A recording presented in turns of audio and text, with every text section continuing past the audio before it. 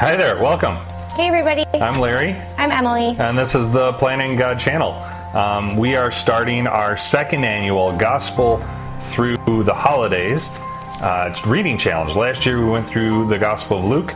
This year we're going through the Gospel of Matthew. So the plan is for 2022, you start the day after Thanksgiving, November 25th. You read a chapter a day, pretty much every day, Monday through Friday. And then you'll get to the end of Matthew by December 31st. Yep, before the new year. Before the new year. So the Gospel of Matthew before the new year. So we hope that you join us for it. Today we're going to go through the introduction, or what we call the W's of Matthew. So the who, what, where, when, why? When, why, yeah. The W's of the book, yeah. So without further ado, let's get into it. So who wrote the book of Matthew? That's the question, the first one. That is the first one. And what I find is interesting is that the gospel accounts don't actually have the author's name in it. I think Luke is the only one that actually identifies himself as a gospel writer, whereas the other ones are all anonymous. So to get into who actually wrote this gospel and why we think it's Matthew, you got to look at internal clues within the book and external clues like church history. And both of those come together and point to Matthew as the author. So what do we know about Matthew? Well, he was a tax collector, an apostle. Yeah, that's pretty much it. He was a tax collector, an apostle. It's very interesting knowing those things, because in Matthew's gospel, he's the one that deals the most with money and the evils of money. As a tax collector, it's kind of a good thing that he deals with it.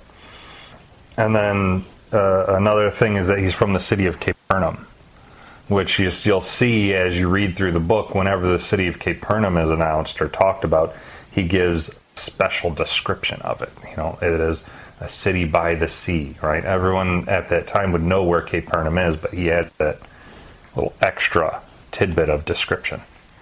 So are we going to talk about who it was written to also? Yeah, we can talk about who it was written to. I mean, it was written to everyone, obviously, but it was focusing on the Jews. Yeah, I thought this is a very interesting quote about the writer of Matthew. So this is from Eusebius.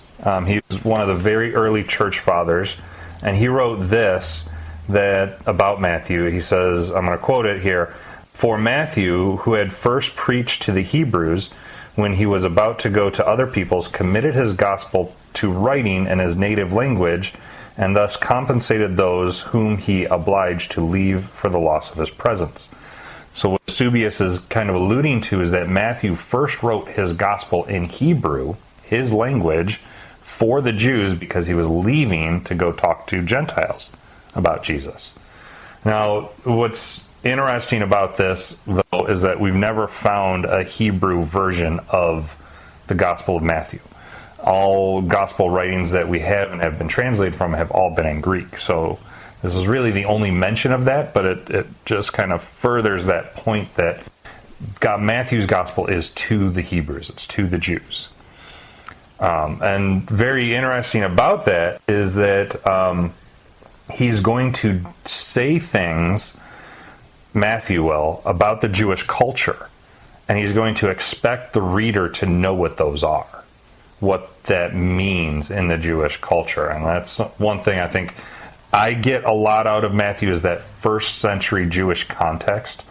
I really enjoy that, and I'm going to bring a lot of that up as we go through our chapter summaries, I think. This is important because we're not first century Jews. So we don't always understand those things, right? Yep. So, okay, so what is the book about? Well, it's about Jesus. Yeah, I agree. It's about Jesus. Yeah. You know, the Gospel of Matthew, it's talking about the life of Jesus. And yep. again, just to reiterate that it's about Jesus. It's about Jesus in first century Jerusalem. What is it about Jesus' life in that time frame? Because that's when he came. That's when he appeared. It was the perfect timing, right? God chose the perfect time to reveal himself through Jesus Christ. And that's very important to know that cultural context. Or where does it take place? Where place it was written? Yeah, the where is usually, so like other writings will have a specific location. Like, for example, Paul will do a lot of his writings from a Roman prison, right? So that's a specific location. Matthew's book, we don't actually know where he wrote it, where he sat down and penned the book. But we do know like some of the locations that are in the book of Matthew, like Capernaum, the Decapolis, right? All the cities around Galilee, Nazareth. I always think where is a weird It is. question when we do the W's. It is. It's important when you get into the letters. No, that makes sense. But like, I don't know. Sometimes I'm like, well, it's a little weird. Yeah, the letters, it becomes a little bit more important because when you have like Paul writing the book of Ephesians from a Roman prison, and he's that makes sense. Talking about the Roman or the armor of God. I mean, and this does make sense. It just feels weird when they're. Yeah. I mean, they don't really know where it was written. Right. But like you said, there are places within the book of Matthew where we talk about, like Capernaum or, different parts that that Jesus traveled to. Yeah. Okay, anyway. When was it written? So, definitely before the destruction of Jerusalem in 70 A.D. I got somewhere between 50 and 60 A.D. Yep. Yeah, that's about the average is between 50 and 60. I've seen a couple of commentaries put it as early as 37 AD, but as late as 68 AD. Well, definitely, because the destruction of the temple was 70. 70s, yeah. So it has to be at least before that. Right. We say that because if these accounts were written after the destruction of Jerusalem in 70 AD, they would have mentioned that because Jesus prophesies about the destruction of Jerusalem, and that would have been a fulfillment of that prophecy. Right. So they would have mentioned it if it was any later than 68, 69 AD. And I think this is the last W. Why was it written? The why. So there's a multitude of reasons why, and we'll get into a lot of that in the very first chapter. Like chapter 1, I know it's a genealogy and everybody hates genealogies, right? So-and-so begat so-and-so and so-and-so, all right? They can put you to sleep. But Jesus' genealogy from Matthew's perspective is very interesting, very fascinating. And it shows the big things about it is to show that Jesus is the promised Messiah, the King of Israel, that he will be rejected by the nation, why he's rejected by the nation of Israel, and he's going to go through God's kingdom program now that he has been rejected, right? The Messianic kingdom gets set aside. This mystery kingdom gets put in place, which is the time of the church age, and then the Messianic kingdom offer will be reintroduced at a later time in during the tribulation. So that wraps up the W's. That does. Do you have any other additional things that you about the book that you found interesting? I don't think so. No? I'm excited to get started. Yeah. I do want to bring up some key words in the book of Matthew because I thought that these were interesting as I did my overview studies. The word fulfilled is a very key word.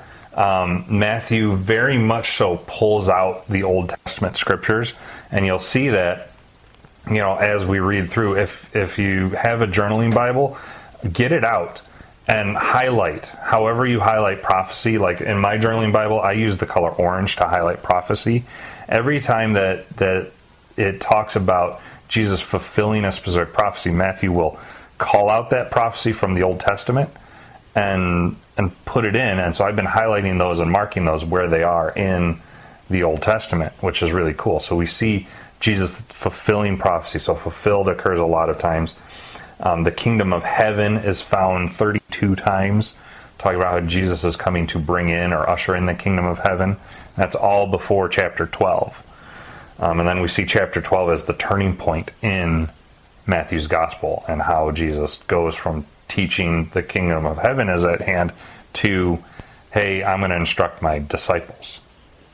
It's a really cool chapter. And last thing I want to point out is the divisions of the book of Matthew, how you can see it from a high level looking down. I like this. Like an outline. Like an outline, yeah. Thank you. An outline of the book of Matthew. I really like the outline by G. Coleman Luck in his book-by-book Bible study. He puts it like this, that chapters 1 through 4, you see the preparation of the king. Chapters 5 through 10, we see the presentation of the king. Talk about how the king is going to present himself to Israel as their Messiah. Chapters 11 through 23, the rejection of the king, what happens when he's rejected. Chapters 24 and 25 are the prophecies of the king, showing Jesus fulfilling that role as prophet. And then 26 through 28, going through the death and resurrection of the king. And that's a really, I think, my favorite outline for the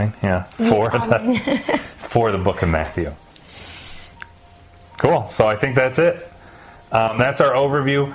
Look in the description below. I'll put a link to our blog page where I'm going to post my entire show notes. This wasn't the exhaustive overview. The exhaustive overview will be over on our website.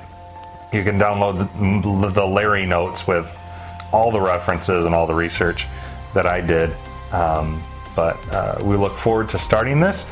Remember, November 25th. Yep. Read Matthew chapter 1. Be sure to follow us on Facebook and here on YouTube. We're going to be posting reminders to go and read. And then later in the day, we'll post the video summary for each chapter. Yep, we're excited to get started. All right, so we'll catch you in the next one.